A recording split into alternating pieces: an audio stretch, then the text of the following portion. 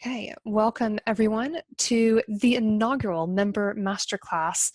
My name is Susan J. Mumford, and the topic of this session, which is should prices be listed on your website, is indeed a very big one and a very relevant one in today's world. So having spent much time myself looking into the pros and cons of selling art online, listing prices and the like, I've realized that there are two clear things that happen when prices are not provided. First and foremost, if there is not a price, the viewer assumes that they cannot afford it. And I've actually seen that in action, even at exhibitions, time and time again. Secondly, people are simply embarrassed to ask for the fear that it will be too expensive for them. One thing might be, well, what about consistency of pricing?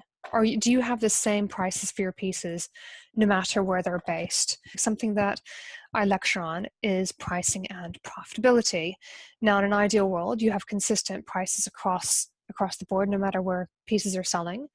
The reality is that sometimes prices might slightly vary, but the online world is what's making that change to have consistent prices. Let's take, for example, an artist who is based in Europe, who also has a gallery in small town America. And the prices in that small town America gallery are slightly lower than the European prices.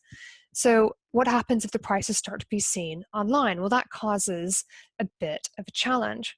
So that artist would have to explain to anyone why the prices might vary. And that's one of the big things that we talk about when it comes to pricing art, which is related to listing prices online, of course. So it's there's thinking behind the pricing strategy. Now, there's also another point for those of you who are watching this perhaps later as well, who are thinking, well, what if you are selling in different locations? Do you have one primary market and then you adjust temporarily for those other markets according to the current exchange rate? Or do you actually have multiple local markets, so you establish multiple local prices, which is what that artist who I was mentioning, who is based in Europe and has a gallery in small town America as well. So you've got to think these things through and think, well, what are the potential challenges that I could face listing prices online? Once you've resolved what those challenges are, what do you do? Do you list the prices or not? Now, when I talk with, say, a lot of art dealers or other trade in the industry about listing prices online, one thing that comes up is what level of the market are you talking about? Are you talking about low end, mid end, high end? The vast majority of cases of artists and galleries that we're working with at Be Smart About Art are probably going to be in the lower end of the art market. There will be some art dealers who are going to be dealing in the secondary market.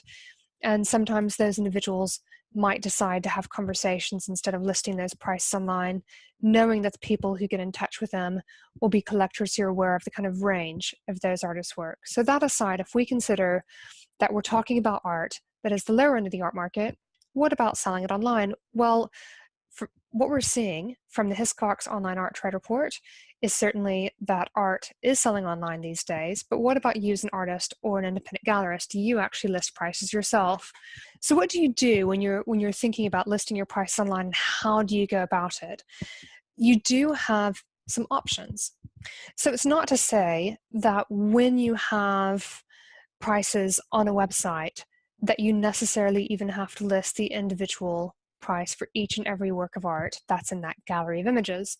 Now, what I mean here is that when I've worked with some individuals, they've wanted to perhaps transition. So they have gone from the old school, which is completely understandable, of not having any prices listed on the website, but they've started to go, culture seems to be changing. And that's the thing, we're living in changing times. We did previously exist in an industry that went, no, you don't put prices on your website. But now people are waking up and smelling the coffee and going, you know what? I have to find a balance. And actually, this day and this age, people aren't really judging so much if prices are online. That's why you have your pieces up. They're there to be sold.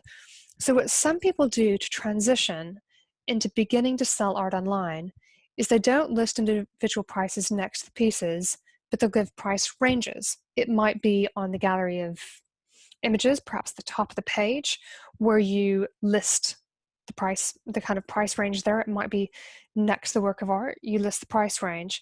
So what I'm doing there is I'm giving you an option. It's one idea that you could implement if you kind of think, not quite sure about listing the individual prices next to each piece. So we'll be doing the weekly webinar every single week. It's a 45-minute session that kicks off with a networking conversation. And that's a wrap for today. Have a look at besmartaboutart.com for upcoming pieces in the series. Carry on. Remember what we say. We're here to help you thrive in a changing art world.